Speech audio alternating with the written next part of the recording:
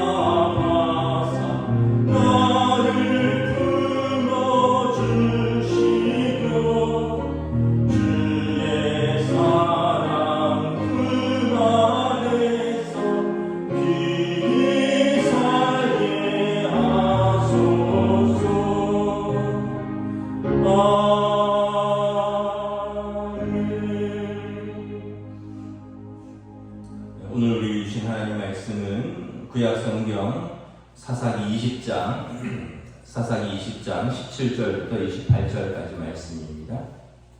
사사기 20장 17절부터 28절까지 말씀 보도록 하겠습니다.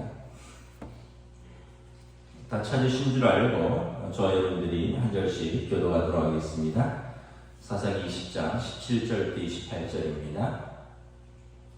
베냐민 자손 외에 이스라엘 사람으로서 칼을 빼는 자의 수는 40만 명이니 다 전사라.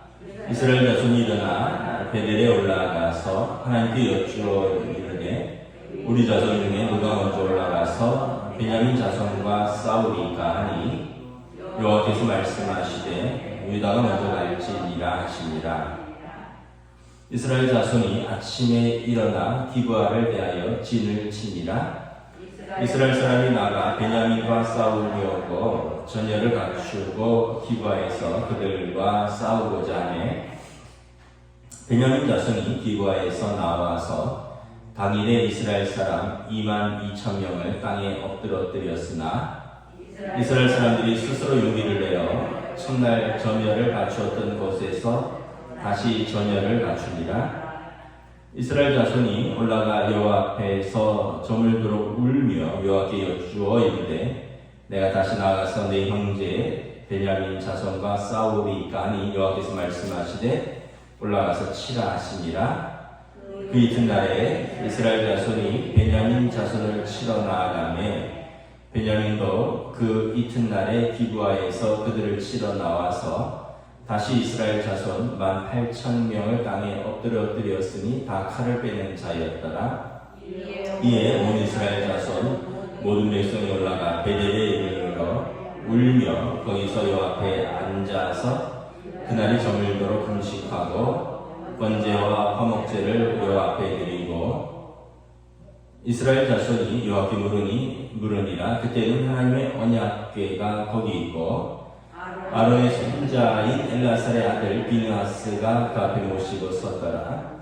이스라엘 자손이 여쭙기를 우리가 다시 나아가 내 형제 베냐민 자손과 싸우리까 말리까 하니 여호와께서 이르시되 올라가라. 내일은 내가 그를 내 손에 넘겨주리라 하시는지라. 아멘. 할렐루야. 오늘 또 새로운 하루가 시작되었습니다. 하나님께서 은혜와 평강으로 함께하여 주시기를 축복합니다. 이제 요즘 아침 저녁으로는 이제 꽤 선선한 이제 가을이 된 것 같습니다. 추석을 앞두고 오늘 말씀에 보면 이제 어제 말씀과 연결되는데 베냐민 지파 그 기브아에 있는 그 불량자들의 그 악행으로 인하여 한 레위인의 첩이 죽게 되고 그로 말미암아 이제 어떻게 보면 시체 토막을 내어서 그 지파에 보냄으로써 온 이스라엘이 분개하고 이제 전쟁을 소집하게 되는 것입니다. 오늘 본문에 보면 좀 우리가 얼핏 보면 이해가 잘 안 가는 말씀이 있습니다. 첫째는 전 이스라엘이 오늘 본문에 보면 무려 40만 명이 소집됩니다. 17절에 보면 이스라엘 사람으로서 칼을 빼는 사람의 수는 40만 명이라. 그러니까 12지파에서 뭐 한 3만 1000명씩만 뽑으면 한 40만 명 가까이 되는 거죠. 그 다음에 이 베냐민 자손은 어제 그 15절에 보면 26,000명이고 또 700명이 기브아 사람 중에 있으니까 26,700명. 그러니까 40만 대 26,700명인데 무려 두 번의 싸움에서 진다는 것입니다.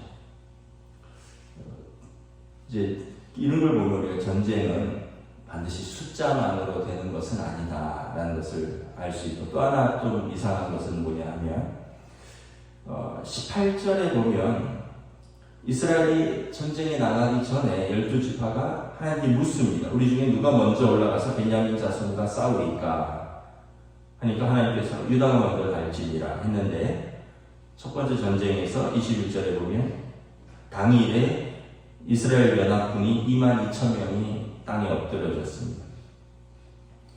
23절에 두 번째 묻습니다. 내가 다시 나아가서 내 형제 베냐민 자손과 싸우리까 하니 여호와께서 말씀하시되 올라가서 치라 합니다. 그런데 두 번째 전쟁에서도 25절에 보면 연합군이 18,000명이 땅에 엎드려졌다라는 거죠. 그래서 세 번째 이제 묻습니다. 28절에 우리가 다시 나아가 내 형제 베냐민 자손과 싸우리까 말리까 그랬더니 올라가라. 내일은 내가 그를 내 손에 넘겨주리라 하십니다. 그리고 세 번째 전투에서 연합군이 승리를 합니다. 베냐민 지파는 이제 전멸을 하죠.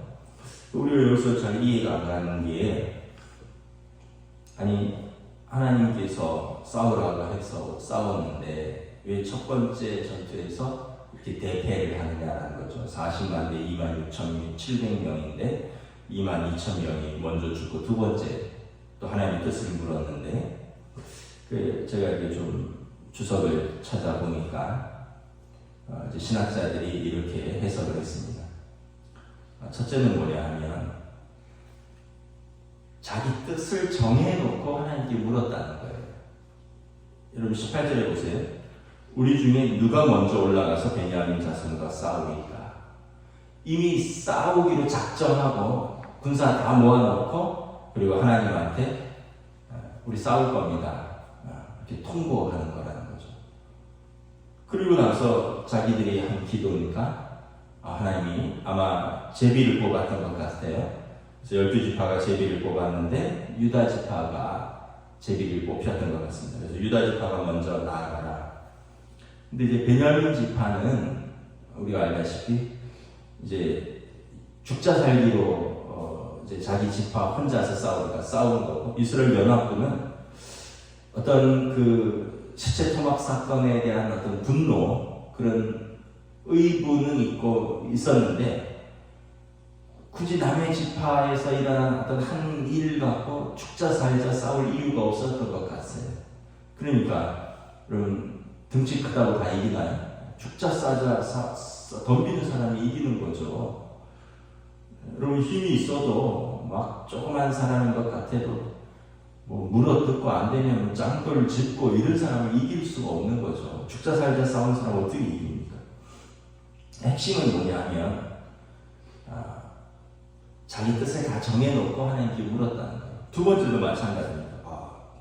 이야, 크게 실패하고 난 다음에 22절에 보면 스스로 용기를 내어 첫날 전열을 갖추었던 곳에 다시 전열을 갖춥니다. 그리고 다시 나와서 내 형제 베냐민 자손과 싸우니까 올라와서 싸우라. 그러니까 이때에도 이제 더 열받았겠죠. 아니 우리가 숫자가 이렇게 많은데 진단 말이야. 그리고는 이제 또 하나님의 뜻을 묻고 나가는 것처럼 보이지만 이미 그들의 마음에는 분기가 가득했고 이미 싸울 뜻을 다 정해놓고 이제 물은 것이다. 그래서 또 18,000명이 죽습니다. 그 세 번째 싸움에서는 세 번째 하나님께 묻는 것은 뭐가 다르냐? 세 번째 보세요. 26절에 그들이 울며 회개하는 거죠. 여호와 앞에 앉아서 그날이 저물도록 금식하고 겸허하게 자신을 낮춘 거죠. 번제와 화목제를 여호와 앞에 드리고 예배를 드리고, 그리고 여기 보면 하나님의 언약궤가 있고 대제사장도 있죠. 아론의 손자인 엘라살 아래 비느하스가 언약궤 앞에서 하나님 앞에 섰고, 그리고 그들이 하나님께 질문합니다. 이제는 보세요. 질문이 다릅니다. 우리가 다시 나아가 내 형제 베냐민 자손과 싸우리까 말리까? 질문이 바뀌죠. 보세요. 내 형제라고 말합니다. 베냐민 자손에 대해서. 그리고 내가 형제와 싸울 것입니까? 말 것입니까? 비로소 이제 그들이 올바른 질문을 하는 거죠. 어떤 선택을 하기에 앞서서 그 선택에 대해서 또 자기들의 죄악에 대해서 울며 회개하고 하나님 앞에서 씨름하는 시간이 있고, 그런 마음에 여쭈어보는 것입니다. 이것을 해도 됩니까? 말아야 됩니까? 하나님께 결정권을 올려드리는 거죠. 앞에는 뭐예요? 누가 먼저 올라가리까? 이미 싸우겠다는 거죠. 그리고 또 우리가 이런 것들을 보면서 앞에는 내가 하고 싶은 것을 하나님의 뜻을 빙자해서 하나님의 뜻이다라고 생각을 했다는 것입니다. 우리도 그렇죠. 하나님이 이렇게 하라고 하셨다고. 그런데 뭐 그렇게 하나님이 말씀하셨다니까 답이 없죠. 그런데 자기 마음의 동기를 잘 살펴봐야 합니다.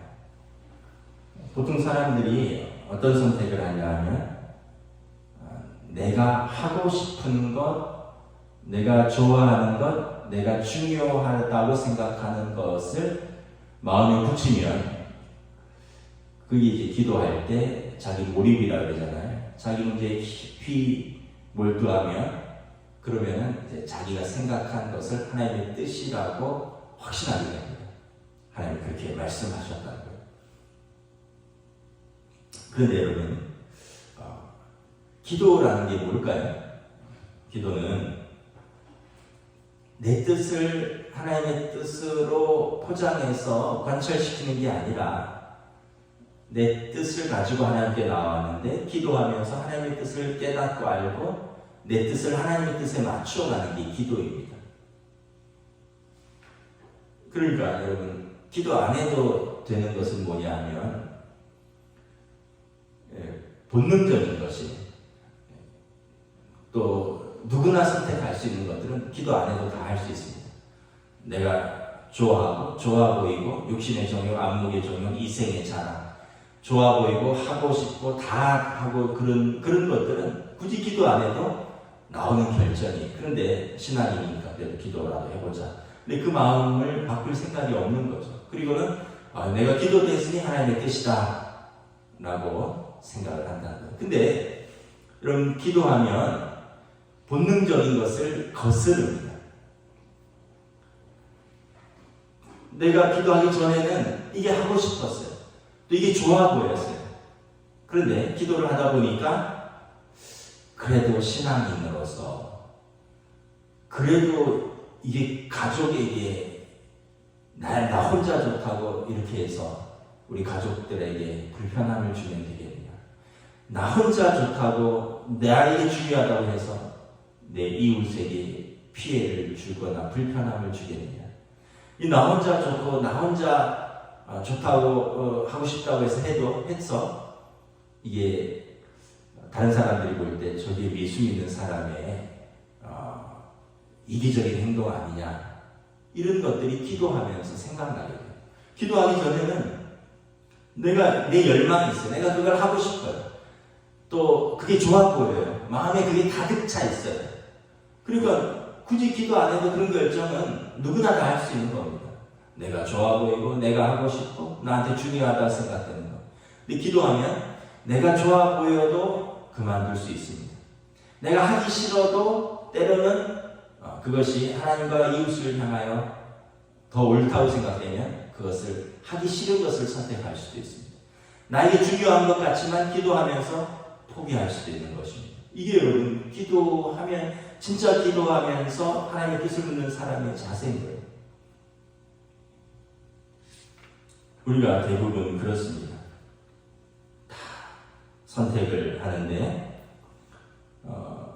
기도하지만 결국은 내가 원하는 선택을 하고 하나님께서 동의하셨다. 하나님께서 오케이, 컨펌하셨다라고 생각을 할 때가 많아요. 그런데 자세히 보면 자기 욕심, 자기 소망, 자기 하고 싶은 것을 내 기도로 이렇게 합쳐서 하나님의 뜻이다라고 이렇게 스스로 착각할 때가 많이 있는 거죠. 그래서 여러분 우리가 항상 조심해서 말해 하나님의 뜻이야 쉽게 이렇게 얘기했다가 하나님의 뜻이 아니면 어떻게 하겠습니까? 저는 하나님의 뜻이라는 말을 함부로 쓰지 않았으면 좋겠어요. 하나님께서 이렇게 말씀하셨다. 내 기도했더니 하나님께서 이렇게 나에게 말씀하셨다. 뭐 좀 조심스러운 말이지만 어떤 분은 대통령 후보로 나오면서 하나님께 기도하고 하나님의 뜻으로 나왔다고 말을 합니다. 지지율이 영 시원찮아요. 그럼 하나님은 그때 어떤 응답을 하신 걸까요? 우리가 다 그렇습니다. 어떤 일을 결정하는 데 있어서 내가 기도했고요. 하나님의 뜻이라고. 그러면 거기에서 손해를 보고 때로는 그것으로 인해서 나에게 불이익이 와도 감당할 수 있어야 되는데 나중에 보면 그거를 뒤집어 버립니다. 하나님의 뜻이라고 이야기를 해요. 나중에 이야기를 보면 돈이 안 돼요. 그것 때문에 손해를 봤어요. 그것 때문에 내가 기분이 나빠요. 그래서 하나님의 뜻이라고 말해놓고는 시작은 뒤집어 버리는 거죠. 어떤 청년 사역을 전문으로 하시는 목사님이 쓰신 글을 읽었는데 많은 믿음 좋은 형제 자매들이 청년들이 또는 그 부모들이 목사님 우리 아이도 소개 좀 해달라고 어떤 형제를 원하시냐고 어떤 자매를 원하시냐고 목사님이 소개해 주시는 사람이랑 틀림없겠죠. 믿음이 좋으면 돼요. 믿음이 좋으면 돼요. 또 신앙생활을 꼭 해야 되고요. 또 대화가 좀 됐으면 좋겠어요. 또 취미생활이 좀 같았으면 좋겠어요. 그래서 같이 좀 뭔가를 공유할 수 있는 그런 사람이면 좋겠어요. 이렇게 얘기를 한다는 거예요. 그래서 목사님이 두루두루 찾다가 이렇게 연결을 해주면 나중에 보면 거절한다는 거죠. 왜 그러냐 그랬더니 키가 너무 작아요. 호감이 안 가요. 집안에서 반대해요. 능력이 없어요. 그럼 처음부터 제대로 얘기를 하지. 좋은 집안에 신앙생활도 잘하면서 키도 크고 얼굴도 잘생기고 연봉도 돈도 잘 버는 그런 사람 소개해달라고 하지. 앞에 자기 마음에 있는 건 다 속이고 그냥 신앙생활만 잘하면 돼요. 아무것도 안 봐요. 대화가 되면 좋겠어요. 왜 그렇게 얘기를 해? 정작 그런 사람을 목사님이 어렵게 소개를 하고 해주면 나면 나중에 집안에서 반대해요. 키가 작아요. 호감이 안 가요. 능력이 없어요. 그러냐는 거죠. 그 사람들이 다 어떻게 보면 내가 말하는 것과 내가 선택하는 게 다르다는 거예요. 그러다가 이제 자기가 누구를 데려온다는 거예요. 그래서 어떻게 만났니? 그래서 딱 보면 신앙생활을 안 하는데 인물이 좀 반반해. 신앙생활을 안 하는데 키가 좀 크고 좀 괜찮아 보여. 그러니까 그 사람의 선택의 기준은 처음에 말은 신앙생활은 꼭 했으면 좋겠어요. 뭔가 호감이 가고 취미가 같고 대화가 통하고 그게 아니었다는 거예요. 그 사람의 선택의 기준은 마음속에 예뻐야 되고 키가 훤칠해야 되고 돈을 잘 벌어야 되고 그거였다는 거예요. 신앙생활 꼭 했으면 돼야 돼. 그 조건은 없는 거예요. 나중에는 제가 데리고 와서 예수 믿게 하면 되죠. 이렇게 얘기를 한다는 거죠. 제 얘기가 아니라 어떤 청년 사역을 전문으로 하신 목사님이 쓰신 글이에요. 전도해서 교회 데리고 오면 되죠. 취미생활을 서로 맞추면 되죠.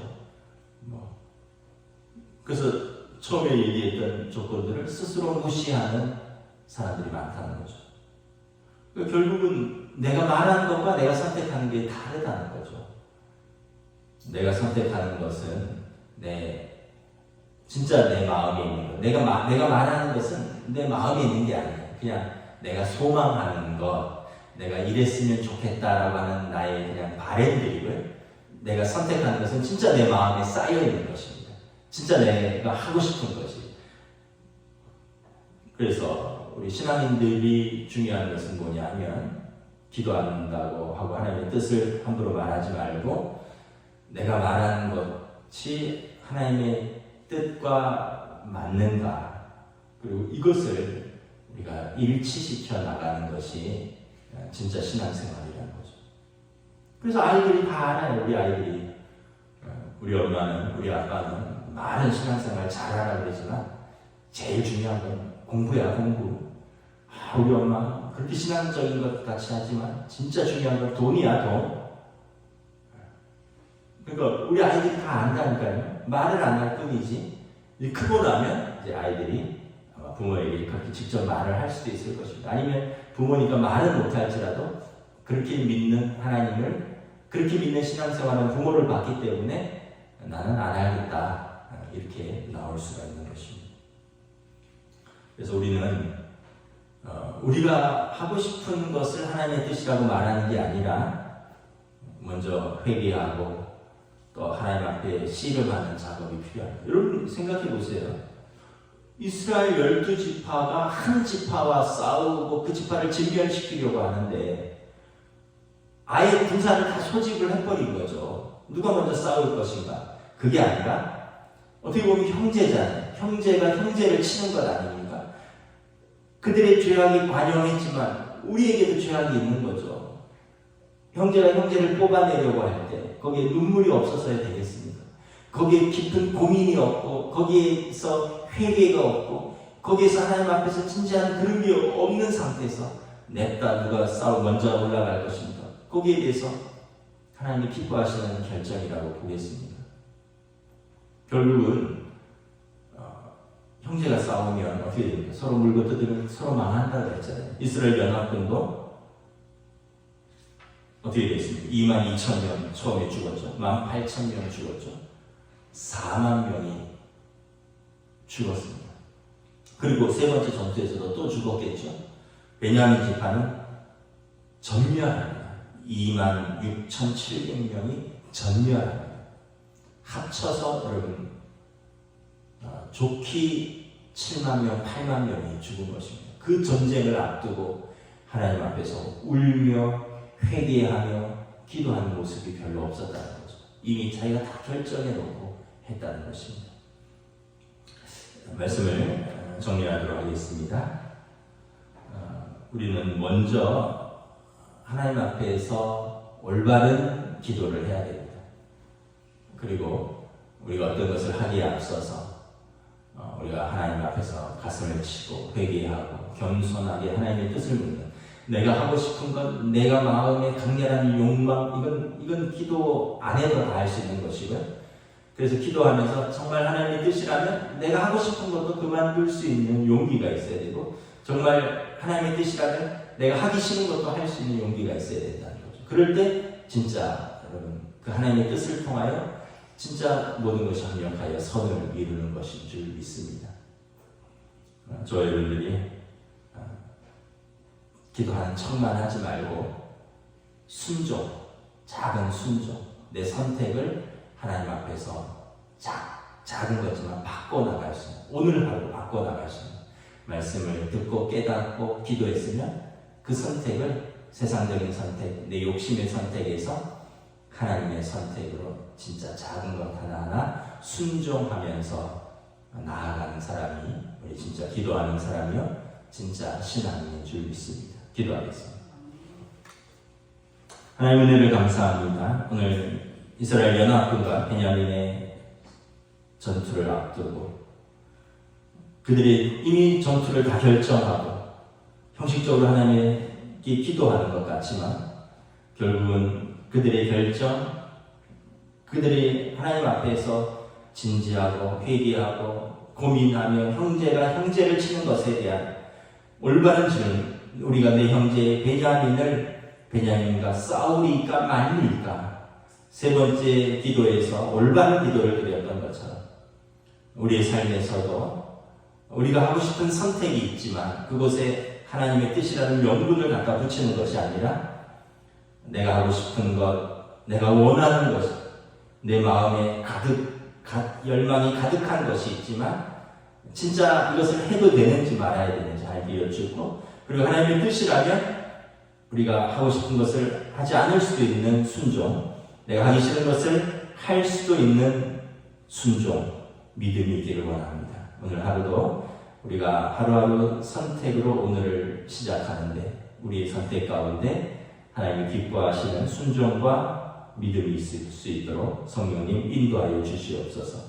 감사를 드리오며 우리 주 예수 그리스도 이름으로 기도드리옵나이다. 아멘. 하늘에 계신 우리 아버지, 아버지의 이름을 거룩하게 하시며 아버지의 나라가 오게 하시며 아버지의 뜻이 하늘에서와 같이 땅에서도 이루어지게 하소서. 오늘 우리 일용할 양식을 주시고 우리가 우리에게 잘못한 사람을 용서하여 준 것 같이 우리 죄를 용서하여 주시고 우리를 시험에 빠지지 않게 하시고 악에서 구하소서. 나라와 권능과 영광이 영원히 아버지의 것입니다. 아멘.